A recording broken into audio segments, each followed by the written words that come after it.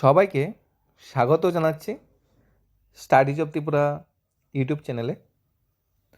আগামীকাল পঞ্চায়েত নির্বাচনের দিনক্ষণ ঘোষণা হতে চলেছে, অর্থাৎ 6 তারিখ আমাদের ত্রিপুরা যে পঞ্চায়েত নির্বাচন আছে তার দিনক্ষণ ঘোষণা হবে।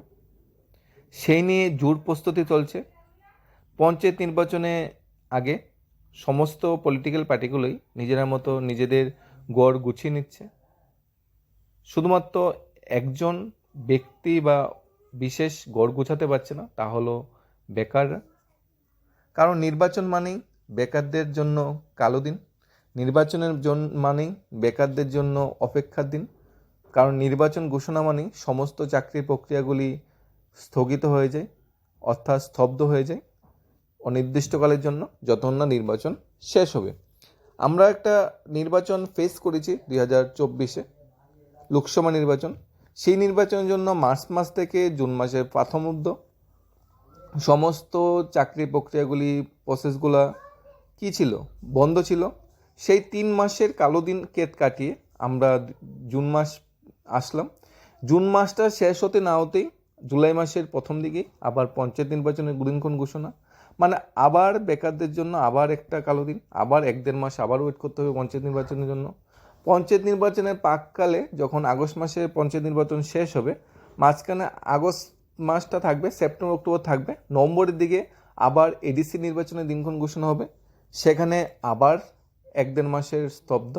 2025 সালে আমাদের ত্রিপুরা রাজ্যে নির্বাচন হতে চলেছে। আমাদের যে পৌরসভাগুলো আছে বা নগর পঞ্চায়েতগুলো আছে বা আগরতলা পৌর নিগম আছে, সেখানে আবার 2025 নির্বাচন, সেখানে আবার স্তব্ধ। মানে আগামী 10-11 মাসের ভিতরে 3টা নির্বাচন ত্রিপুরা রাজ্যে হতে চলেছে, যার জন্য অনেকগুলো চাকরির প্রসেস 3বার স্থগিত হবে। যদিও নির্বাচনের পাককালে বলা হয়েছে যে পঞ্চায়েত নির্বাচনের জন্য আমরা সমস্ত চাকরির প্রক্রিয়াগুলি শুরু করতে পারছি না। মাননীয় মুখ্যমন্ত্রীও অফার বিলির সময় সেই স্টেটমেন্ট দিয়েছিল, যখন টিপিএস অফার বিলি করছিল, যে খুব অন্যান্য চাকরির প্রসেসগুলো খুব শীঘ্রই শেষ করা হবে। কিন্তু বাধা হয়ে যাচ্ছে মাঝখানে সেই নির্বাচনের জন্য আমাদের মুখ্যমন্ত্রী বা সরকারও চাকরি প্রক্রিয়াগুলি শুরু করতে পারছে না। তাই সরকার পার্টি সবার থেকেই প্রতিশ্রুতি দেওয়া হয়েছে যে নির্বাচন শেষ হলে, অর্থাৎ জুলাই মাসে যখন নির্বাচন শেষ হবে, আগস্ট মাসে সমস্ত বেকারের কথা চিন্তা করা হবে। বেকারদের বেকারদের চাহিদাকে প্রায়োরিটি দিয়ে সবগুলো চাকরি process step by step complete করা হবে। তা হোক স্পেশাল এক্সিকিউটিভ, তা হোক আমাদের ত্রিপুরা পুলিশ কনস্টেবল, তা হোক টেট, তা হোক ফায়ার সার্ভিস, জেল পুলিশ চাকরি প্রসেসগুলো। নির্বাচন একটা বাধা, নির্বাচন শেষ হলে সমস্ত চাকরি প্রক্রিয়াগুলি শুরু করা হবে। এটা প্রতিশ্রুতি, ঠিক আছে? প্রতিশ্রুতি আর বাস্তবায়ন দুইটার ভিতরে অনেক পার্থক্য আছে। প্রতিশ্রুতি আমরা আগেও পেয়েছি, বাস্তবায়নও দেখেছি, এখনও প্রতিশ্রুতি পাচ্ছি, তার বাস্তবায়নও আমরা সময় দেখব। খবরদার নিউজটা যেটা উঠে এসেছে, আসন্ন ত্রিস্তর পঞ্চায়েত নির্বাচনের দীর্ঘ চূড়ান্ত ঘোষণার জন্য শুক্রবার সচিবালয়ে রাজ্য নির্বাচন কমিশনার শরদিন্দু চৌধুরীর সভাপতিত্বে এক উচ্চ পর্যায়ে বৈঠক অনুষ্ঠিত হয়। পরদিন অর্থাৎ 6 জুলাই শনিবার 3 স্তর পঞ্চায়েতের দিনক্ষণ আনুষ্ঠানিকভাবে ঘোষণা করতে পারেন রাজ্য নির্বাচন কমিশনার। সচিবালয় সূত্রে খবর, আগামী 5 আগস্ট নির্বাচনের দিনক্ষণ অনুষ্ঠিত হবে। আগামী মাসের 5 আগস্ট নির্বাচনের দিনক্ষণ অনুষ্ঠিত হবে। যদিও নির্বাচনটা জুন মাসের শেষে হওয়ার কথা ছিল অ্যাজ পার ক্রাইটেরিয়া অনুযায়ী, কিন্তু এটা কি পিছিয়ে আগস্ট মাসের ফার্স্ট উইকে নিয়ে যাওয়া হয়েছে। যেহেতু পরপর 2টা নির্বাচন একসাথে হয়ে যাবে, উন্নয়নগুলো স্তব্ধ হয়ে যাবে, বেকারি চাকরি প্রসেসগুলো স্তব্ধ হয়ে যাবে, তাই মাঝখানে 1.5 মাস গ্যাপ দেওয়া হয়েছে। 1.5 মাস পরে নির্বাচনটা হচ্ছে। রাজ্য নির্বাচন কমিশন চেয়েছিল আগেই নির্বাচন প্রক্রিয়া শেষ করতে, সেই হিসেবে জুন মাসের 3য় সপ্তাহে নির্বাচন হবার কথা ছিল, কিন্তু রাজ্য সরকার ইচ্ছাতেই এটা আগস্ট মাসে গিয়ে দাঁড়িয়েছে। বর্তমান সময়ে আমাদের ত্রিপুরা রাজ্যে 8টি জেলা পরিষদ আছে। 8টি জেলা পরিষদে আসন রয়েছে 116টি, 35টি পঞ্চায়েত সমিতির আসন রয়েছে 423টি, 606টি গ্রাম পঞ্চায়েতে আসন রয়েছে 6372টি। উল্লেখ, এই ত্রিস্তর পঞ্চায়েত নির্বাচনের জন্য রাজ্য নির্বাচন কমিশন ইতিমধ্যে চূড়ান্ত ভোটার তালিকাও প্রকাশ করে দিয়েছে। মোট ভোটার 12,54,007 জন। 12,54,007 জন মোট ভোটার আছে। পুরুষ আছে 6,58,000, মহিলা আছে 6,35,000। অর্থাৎ এই যে 12 লক্ষ ভোটার আছে, এর মধ্যে বেকাররাও কিন্তু আছে, যাদের চাকরি প্রসেসগুলো এই নির্বাচনের জন্য স্তব্ধ হয়ে যায়। যে বেকাররা নির্বাচনে অনেক প্রতিশ্রুতি পায়, নির্বাচনের পর তার ফলাফল পায়, সেই বেকাররাও কিন্তু 12 লক্ষের ভিতরে আছে গ্রাম পঞ্চায়েত এরিয়াগুলোতে। বুট কেন্দ্রের তালিকাও চূড়ান্ত হয়ে গেছে। মোট বুট কেন্দ্রের সংখ্যা হলো 2650টি। এর মধ্যে প্রত্যেকটা ডিস্ট্রিক্টেই ভাগ ভাগ করে দেওয়া আছে মানে বুট কেন্দ্রগুলি। নির্বাচন হয়তো একটা উৎসব, কিন্তু উৎসবটা তাদের জন্য যারা নির্বাচন নিয়ে মাথা ঘামায় বা নির্বাচন নিয়ে বিভিন্ন পার্টিগুলা যারা মেইন উৎস। অবশ্যই একটা সামাজিক পার্টি বা সমাজতান্ত্রিক পার্টি প্রতিষ্ঠাতা হতে গেলে নির্বাচন মাস দরকার, কিন্তু নির্বাচনের দোরগোড়ায় এসে সমস্ত যে নিয়োগ নীতি বা প্রসেসগুলো স্তব্ধ হয়ে যায় তার দিকে খেয়াল অবশ্য কারো থাকে না। এক দেশ এক ভোট হওয়ার পরিকল্পনাটা বর্তমানে বাস্তবায়ন করার পরিকল্পনা চলছে, যে একবার আমরা বিধানসভা নির্বাচনের জন্য আটকে যাব, তারপর লোকসভা নির্বাচনে আটকে যাব, তারপর পৌরসভা নির্বাচনে আটকে যাব, তারপর গ্রাম পঞ্চায়েত, তারপর এডিসি, তারপর ভিলেজ কমিটির এডিসি, ভিলেজ কমিটি, জেলা পরিষদ, পাঁচটা নির্বাচন। আমাদের ত্রিপুরার যে কয়টা নির্বাচনে, 5টা। লোকসভা হয়, বিধানসভা হয়, গ্রাম পঞ্চায়েত হয়, পৌরসভা হয়, এডিসি হয় এবং এডিসি জেলা পরিষদ, টোটাল 6টা নির্বাচন হয়। মানে প্রতি 5 বছরে টোটাল 6টা নির্বাচন। এই 6টা নির্বাচনের জন্য সমস্ত চাকরি প্রসেসগুলো স্তব্ধ হয়ে যায়। এক একটা নির্বাচন 2 মাস 3 মাসের জন্য চলে। যেমন বিধানসভা নির্বাচন জানুয়ারি মাস থেকে সমস্ত চাকরি প্রসেসগুলো স্তব্ধ হয়ে গেছিলো। তার শুরু হয়েছে মার্চ মাসে শুরু হয়নি, মে মাসে গিয়ে শুরু হয়েছে। লোকসভা নির্বাচন মার্চ মাসে সমস্ত চাকরি প্রসেসগুলো স্তব্ধ হয়ে যায়। জুন মাসে শুরু হওয়ার কথা, সেটাও শুরু করা যায়নি। এসে দাঁড়িয়েছে পঞ্চায়েত নির্বাচন। মানে সমস্ত চাকরি প্রসেসগুলো একটা নির্বাচনে আটকে যায়। তাই নির্বাচন কি আদৌ অভিশাপ বলা যায় না বেকারদের জন্য, নাকি নির্বাচন একটি আশীর্বাদ? আশীর্বাদ তো মোটেই নেই, কারণ নির্বাচনের জন্য আমাদের বারবার থামতে হয়েছে। নির্বাচনের জন্য বারবার চাকরি প্রসেসগুলো আটকে আছে। আমরা জিআরবিটি বলি। নির্বাচনের পূর্বে 2023-এর নির্বাচনের পূর্বে তার রেজাল্ট বেরিয়েছিল, লিখিত পরীক্ষার রেজাল্ট বেরিয়েছিল। নির্বাচনের দোরগোড়ায় এসে সমস্ত প্রসেস স্তব্ধ হয়ে যায়। তারপর আবার নির্বাচন শেষ হয়, তারপর আবার বাই ইলেকশনের জন্য আবার প্রসেসগুলো স্তব্ধ হয়ে যায়। এরপর কোনো মতে জিআরবিটি গ্রুপ সি চাকরিগুলো দেওয়া হয়। গ্রুপ ডি চাকরিগুলো ধরতে না ধরতেই চলে আসে লোকসভা নির্বাচন।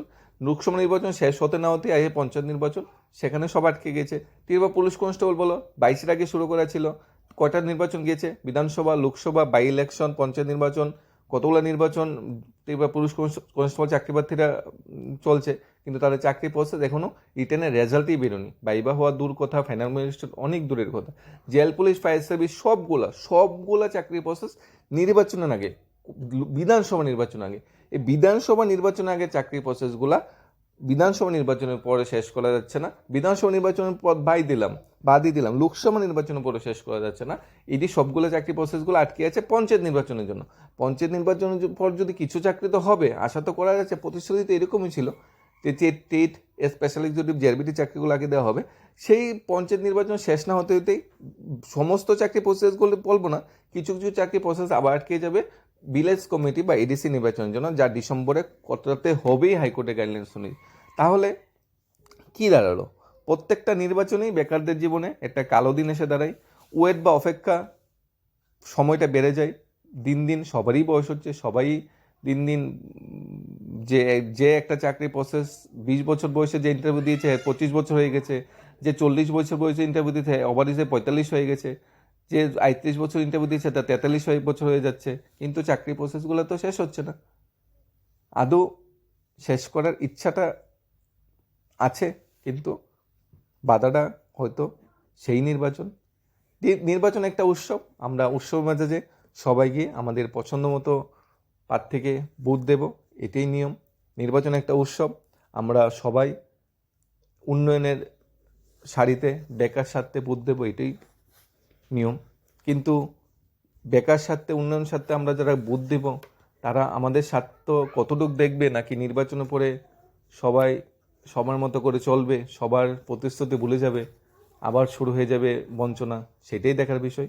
বর্তমান সময়ে দাঁড়িয়ে চাকরির প্রসেসগুলো সবগুলো স্তব্ধ। জিআরবিটি স্থগিত, স্তব্ধ, সময় লাগবে ওয়েটিং। নির্বাচনের পরে টেট উত্তীর্ণরা 22 সালে পরীক্ষা দিয়ে বসে আছে, সময় লাগবে। নির্বাচনের পরে এসটিজিটি সুপ্রিম কোর্টের কেস চলছে, সময় লাগবে। নির্বাচনের আগে কিছুই হবে না। ফায়ার সার্ভিস, জেল, পুলিশ নির্বাচনের পরে আগে কিছুই হচ্ছে না, সময় লাগবে। নির্বাচনের পরেই সমস্ত চাকরি প্রসেসগুলি শুরু করা হবে। মানে নির্বাচন আসছে, এটাই সবচেয়ে বড় কথা। নির্বাচন শেষ হচ্ছে, ভালো, আবার ওয়েট করব, আবার নির্বাচন আসছে, আবার শেষ হবে। সেরকম পরিস্থিতিতে সবগুলা চাকরির প্রসেস আদৌ এই বছর 2024-এ কমপ্লিট সব শেষ করতে পারবে কিনা সরকার, সেটাই এখন দেখার বিষয়। আমরা এখন পজিটিভ ওয়েতে আছি। মাননীয় মুখ্যমন্ত্রীর বক্তব্য অনুযায়ী, মাননীয় রাজ্য পলিটিক্যাল পার্টির বক্তব্য অনুযায়ী, সরকার সমর্থিত পলিটিক্যাল পার্টির বক্তব্য অনুযায়ী যে আগস্ট মাসে জেআইবিটি গ্রুপ ডি রেজাল্ট দেবে, আগস্ট মাসে টেট উত্তীর্ণের চাকরি দেবে, আগস্ট মাসে স্পেশালিটির চাকরিটি দেবে। তাই আমরা এই শেষ প্রতিশ্রুতির উপরে বিশ্বাস করে আমরা পঞ্চায়েত নির্বাচনটা পার হবো। সরকার যেহেতু প্রতিশ্রুতি দিয়েছে, প্রতিশ্রুতি অবশ্যই রাখবে, সেই আশা আমরা বুক বেঁধে বসে রাখবো আগস্ট মাসের জন্য। আর বাকি প্রসেসগুলো হয়তো এডিসির জন্য আবার সময়ে সময়ে আটকা পড়বে।